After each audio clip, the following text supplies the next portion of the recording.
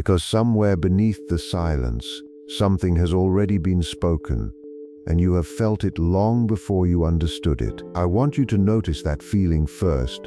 Not the words you wish to hear, not the reassurance you crave, but the subtle tension that lives in your chest when you think of this person.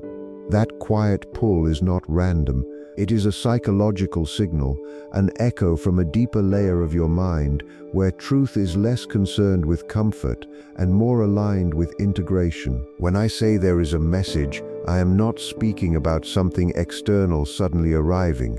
I am pointing to something that has been forming within you, shaped by your connection, your projections, your unmet needs, and your unspoken fears. This person you are focused on is not just someone outside of you, they are also a mirror, reflecting parts of your psyche you have not fully acknowledged. And this is where it becomes uncomfortable, because the message you are waiting for may not be the one your conscious mind prefers. We often imagine that connection is about harmony, about mutual understanding, about things falling into place. But psychologically, connection is far more complex. It activates the unconscious.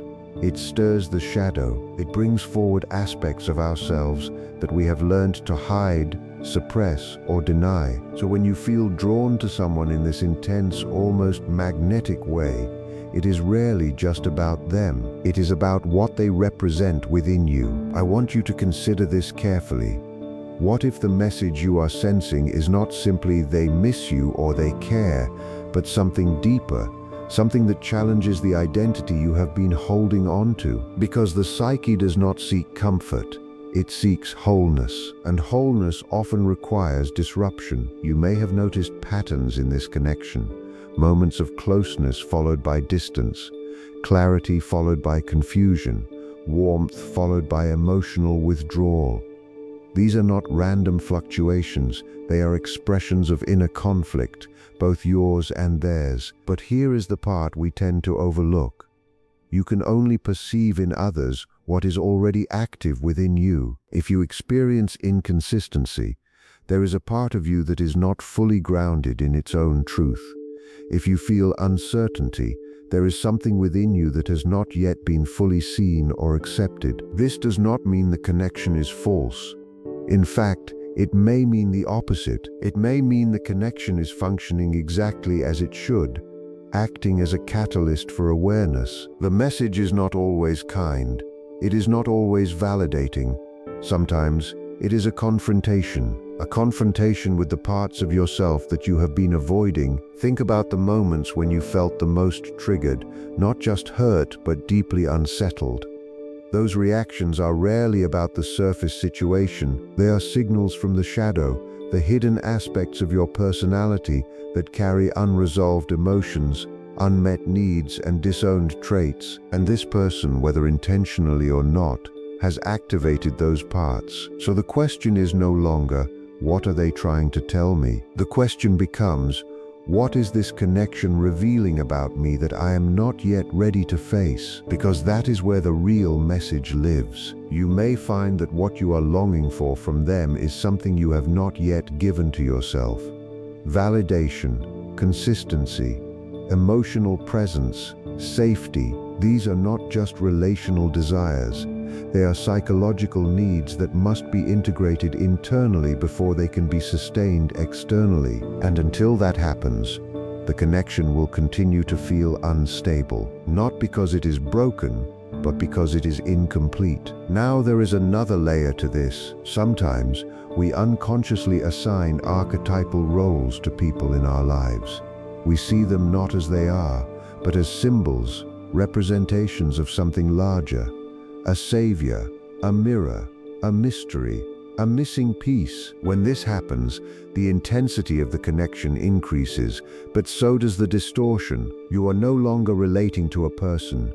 You are relating to an image shaped by your inner world, and that image carries expectations that no real human being can fully satisfy. This is where many people become stuck. They wait for a message, a sign, a confirmation that aligns with the image they have created.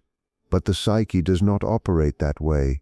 It does not reinforce illusions. it dismantles them. So if something feels unresolved, if there is tension, distance, or ambiguity, it may not be because the message hasn't arrived. It may be because the message contradicts the story you have been telling yourself, and your mind is resisting it. I want you to sit with that possibility for a moment. What if the truth is already present, but it does not match your expectations? What if the message is not about what this person will do, but about what you must see within yourself? Because real psychological growth does not come from external answers. It comes from internal recognition, from seeing clearly, even when it is uncomfortable, from acknowledging patterns, even when they challenge your identity, from allowing the illusion to dissolve so that something more authentic can emerge. This is the process of individuation, and it is not easy. It requires you to step out of the narrative where you are waiting, hoping, interpreting, and into a space where you are observing, understanding, and integrating. The connection then shifts, not necessarily in form, but in meaning. You begin to see the person not as the source of your emotional state, but as a participant in a deeper psychological dynamic. You recognize the projections, the patterns, the unresolved aspects that have been playing out, and in that recognition, something changes. Not outside, but within. The urgency you once felt begins to transform. It becomes less about needing an answer and more about understanding the question. Because the real message has never been about them alone. It has always been about the part of you that responds to them, the part that feels seen or unseen, the part that hopes or fears, the part that is still becoming aware of itself. And as you begin to listen more closely, not to what you want to hear, but to what is actually present, you may start to notice something subtle shifting in your perception, as if the message was never delayed at all, but waiting for you to reach a point where you could finally hear it without distortion. And that is where the real shift begins, not in the connection itself, but in the way you hold it within your mind. Because once you start seeing clearly, the emotional charge changes. What once felt urgent begins to slow down. What once felt confusing begins to reveal a pattern, and what once felt like a question directed at them turns inward, becoming a question about you. I want you to notice how often your thoughts return to this person, not just in moments of loneliness, but in quiet spaces, when your mind is not distracted, when your awareness softens. That repetition is not slutzia.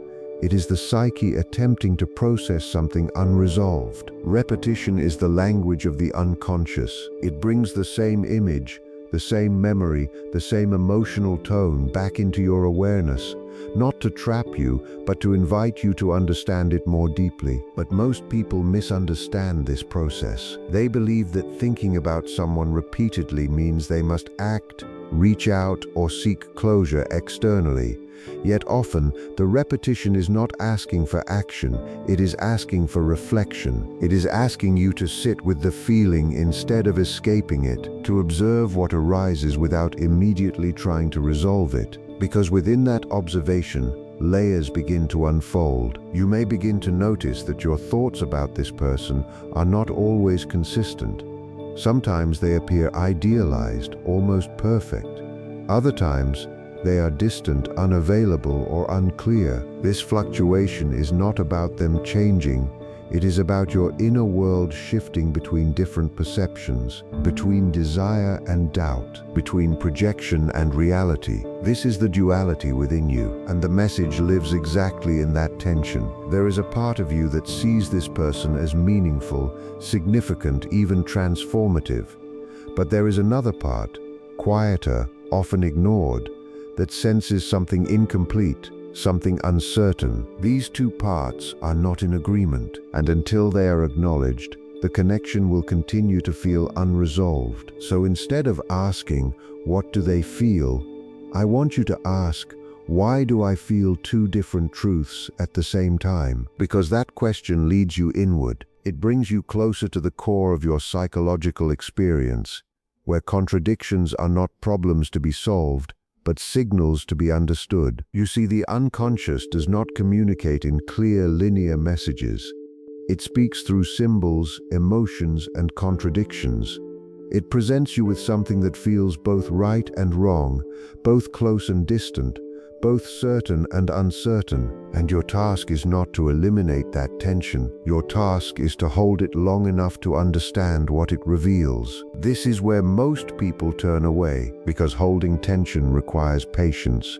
It requires you to resist the urge to simplify, to label, to force clarity where it has not yet naturally emerged. But if you stay with it, something begins to happen. The image of the person starts to shift, not dramatically, not all at once, but gradually. You begin to see them as they are, rather than as you imagined them to be. And at the same time, you begin to see yourself more clearly as well. You notice where you projected meaning, where you filled in gaps with hope, where you ignored subtle signs because they did not align with your inner narrative. This is not a failure. This is awareness. And awareness, even when it is uncomfortable, is the beginning of transformation. Because once you see the pattern, you are no longer unconsciously controlled by it. You have a choice, not necessarily about the connection itself, but about how you engage with it internally. You can continue to hold on to the image, to wait for confirmation, to seek a message that validates your expectations, or you can begin to release the need for that message altogether, not by forcing yourself to stop caring, but by understanding what the connection has already shown you. And this is where the idea of waiting starts to dissolve, because waiting implies that something has not yet happened. But psychologically, something has already happened. Something has been revealed. Something has been activated within you that was not fully conscious before. And that activation is the true significance of the connection. It is not about what comes next. It is about what has already been brought into awareness. So when you feel that sense of urgency, when it feels like a message cannot wait, I want you to pause and ask yourself, what within me feels urgent? Is it clarity? Is it reassurance? Is it the desire to resolve uncertainty? Or is it something deeper, something that has been quietly present long before this person entered your life? Because often, the intensity we associate with a specific person is actually connected to something much older, a pattern, an emotional imprint, a way of relating that has been repeated in different forms across time, and this person has simply brought it into sharper focus. So the message is not new, it is familiar, but now you are seeing it more clearly than before. And that clarity changes everything, because once you recognize the pattern, you can no longer fully believe in the illusion. You begin to see where your perception ends and reality begins, where your expectations shaped the experience, where your unconscious filled in what was not explicitly there. And in that realization, something quiet but powerful begins to emerge, a sense of grounding, not in the connection, but in yourself. You start to feel less pulled, less dependent on external signals, not because the connection has lost its meaning, but because its meaning has shifted. It is no longer something you are trying to decode. It is something you are beginning to understand. And understanding does not create urgency. It creates space, space to observe, space to feel without reacting, space to allow things to unfold without forcing them into a specific outcome. This is where the deeper transformation takes place, not in dramatic realizations, but in subtle changes in awareness, in the way you think, in the way you feel, in the way you relate to your own inner experience. And as this shift continues, you may begin to notice that the question itself starts to fade, not because you have found a clear answer, but because the need for an answer is no longer as strong. You are no longer searching in the same way. You are no longer waiting with the same intensity. Something within you has settled, not completely, not permanently, but enough to create a different kind of relationship with the unknown. And it is within that space that something else begins to surface, something quieter, more subtle, a realization that does not demand attention, but gently reshapes your understanding from within, as if the message you thought belonged to them was slowly revealing itself as something that has always belonged to you. And just as you begin to grasp the edges of that realization, You may notice a new question forming, one that feels less urgent but far more profound, a question that does not seek an immediate answer, but instead asks you to remain present with what is unfolding. And this is unfamiliar territory for most people, because we are conditioned to resolve, to define, to move towards certainty as quickly as possible. We are taught that clarity brings peace, but in the inner world, it is often the opposite. It is the willingness to stay with uncertainty that allows a deeper form of clarity to emerge, one that is not forced, but discovered. So when this new question begins to form within you, notice how different it feels. It is no longer asking, "What are they thinking?" or "What will happen next?" It begins to sound more like, "What is this experience asking me to become aware of?" And that shift, subtle as it may seem, changes the entire direction of your attention, because now, instead of reaching outward, you are turning inward with intention. You are no longer trying to extract meaning from the other person. You are allowing meaning to reveal itself through your own awareness. This is where the process deepens. You may start to notice how your emotional responses are not isolated to this one connection. There are echoes, faint at first, then clearer, of similar feelings in other moments of your life. Times when you felt drawn to someone unavailable, times when you questioned your own worth in the presence of another, times when you waited, hoping for something to be confirmed. These are not separate experiences, they are threads of the same pattern. And this person, this connection has simply brought those threads together into one visible point. This is why it feels so intense, not because it is entirely new, but because it is concentrated. It carries the weight of multiple unresolved experiences, all expressing themselves at once. And when something carries that kind of psychological weight, it naturally feels urgent. It feels like something must be done. But here is the deeper truth. Not all urgency requires action. Some urgency is a signal for awareness, a signal that something within you is ready to be seen more clearly than before. So instead of moving immediately toward resolution, I want you to slow down even more, to create a space where you can observe without interference, where you can feel without immediately translating that feeling into a story. Because the stories we tell ourselves about them, about the connection, about what it means, are often shaped by the surface mind. And the surface mind seeks coherence, even if that coherence is built on incomplete understanding. But beneath that, there is a deeper layer, a layer that does not rush, a layer that holds contradictions without needing to resolve them immediately.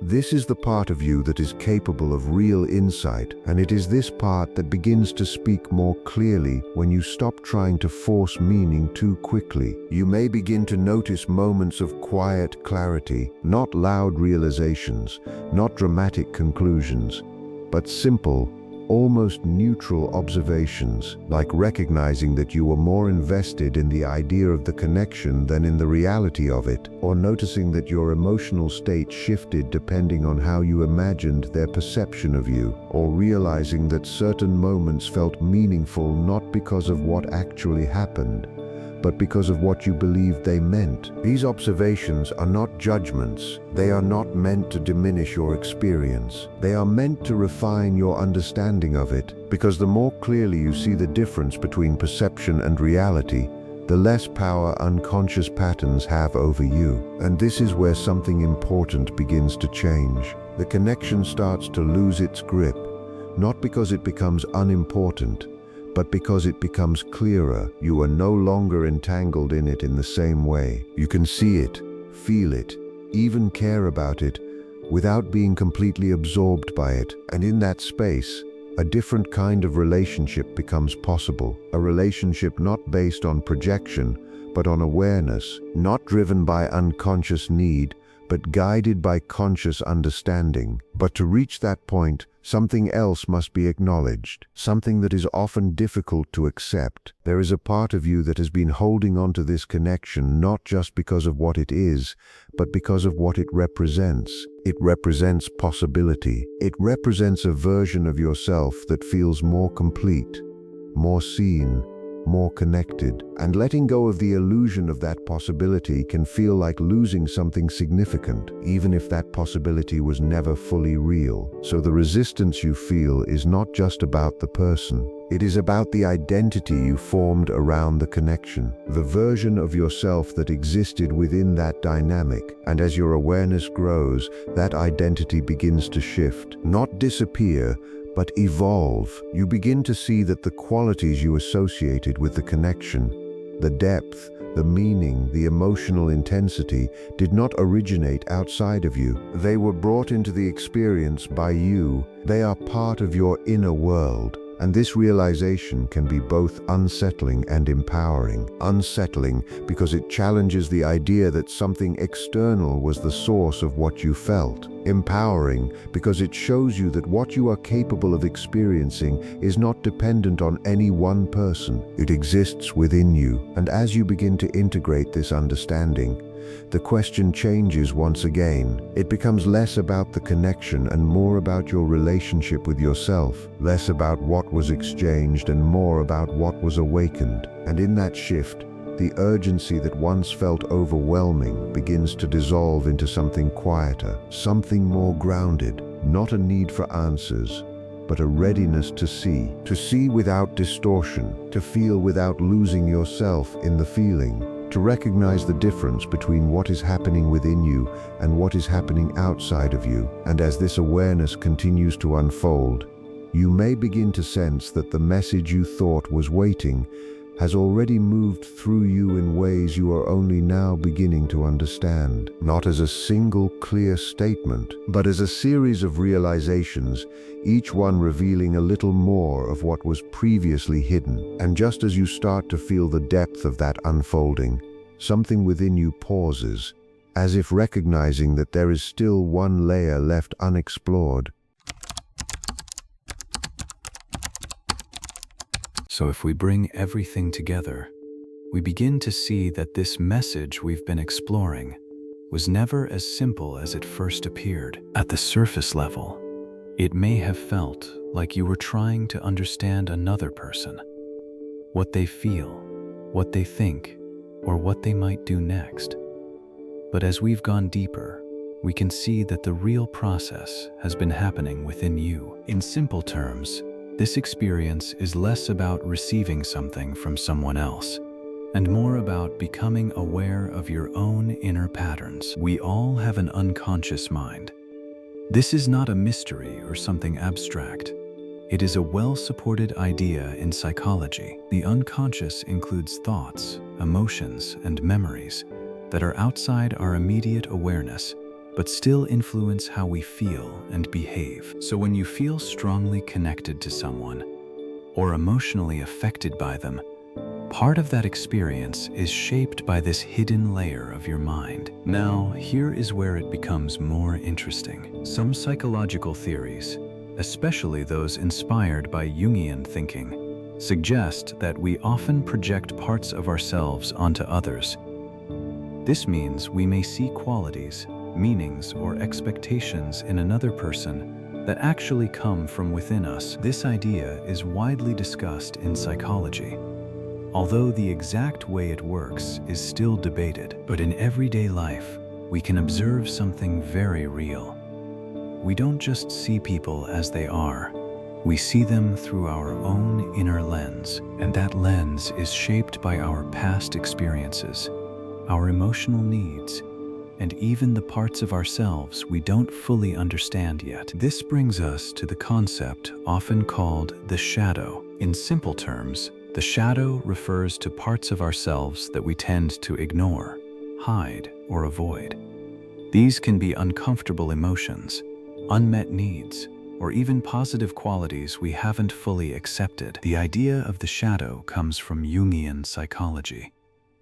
It is a theory, not a proven fact in a strict scientific sense, but many people find it useful for understanding their inner world. So how does this connect to your situation? When someone triggers a strong emotional response in you, especially confusion, attraction, or uncertainty, it can sometimes be a sign that they are activating something in your shadow. For example, If you feel deeply affected by someone's distance, it may reflect a deeper need for reassurance or stability within you. If you feel strongly drawn to someone, it may connect to qualities you value but haven't fully developed in yourself. This doesn't mean your feelings are not real. It simply means they may have more than one source. Part of the feeling comes from the actual interaction with the person, and part of it comes from your own inner world responding to that interaction. Understanding this can change how you see the entire experience. Instead of asking only, "What does this mean about them?" you begin to ask, "What does this reveal about me?" And this question is powerful, not because it gives instant answers, but because it leads to self-awareness. Now let's bring this into real life. Imagine you are waiting for a message from someone. You check your phone often. Your mood changes depending on whether they respond or not. On the surface, it looks like the situation is controlled by the other person. But if we look deeper, we can see something else. Your emotional state is being influenced by your expectations, your thoughts, and your interpretations. This is something we can observe directly.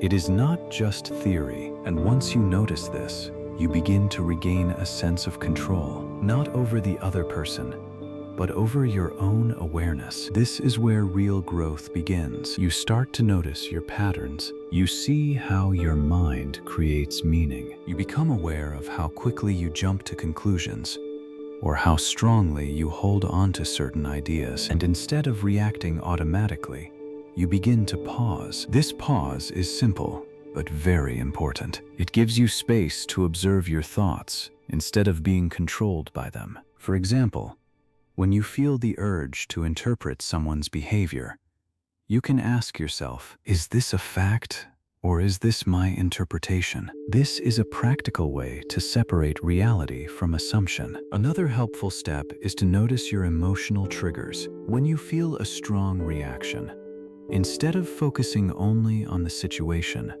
ask, "What is this feeling connected to inside me?" You may not always get a clear answer immediately, and that's okay. Self-awareness is a gradual process. Now, it's also important to stay balanced. Not everything is projection. Not every feeling comes from the unconscious. Sometimes, situations are exactly what they seem. Human relationships are complex, and both internal and external factors play a role, so we should avoid extreme thinking. We are not saying it's all in your mind, and we are not saying it's all about the other person. The truth is usually somewhere in between. This balanced view is important for staying grounded. Psychology gives us tools to understand ourselves, but it does not give us absolute answers for every situation. There are still many things we don't fully understand about the mind, especially when it comes to deep emotional connections. And that's okay. We don't need complete certainty to grow. What we need is awareness, because awareness changes how we experience everything. When you become more aware of your inner patterns,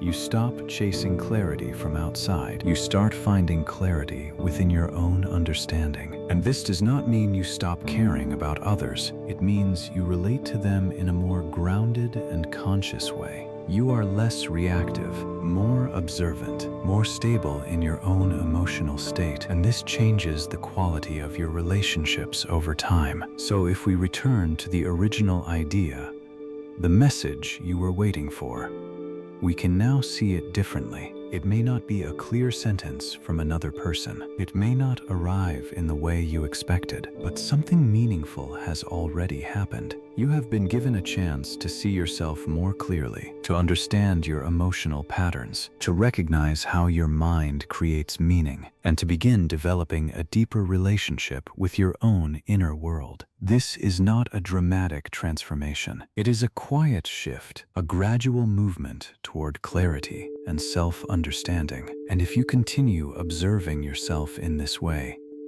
without judgment, without rushing, you will keep learning, not just about this one connection, but about how you experience all connections. And in that process, something important begins to settle within you. You no longer feel the same urgency. You are still open, still aware, but less dependent on external answers, because you have started to understand where those questions were coming from in the first place. And that understanding, even if it is incomplete, is already a meaningful step forward. So as you move on from here, you don't need to force a conclusion. You don't need to decide everything right now. You can simply continue observing, continue learning, and allow your awareness to grow, step by step, in a way that feels steady and real.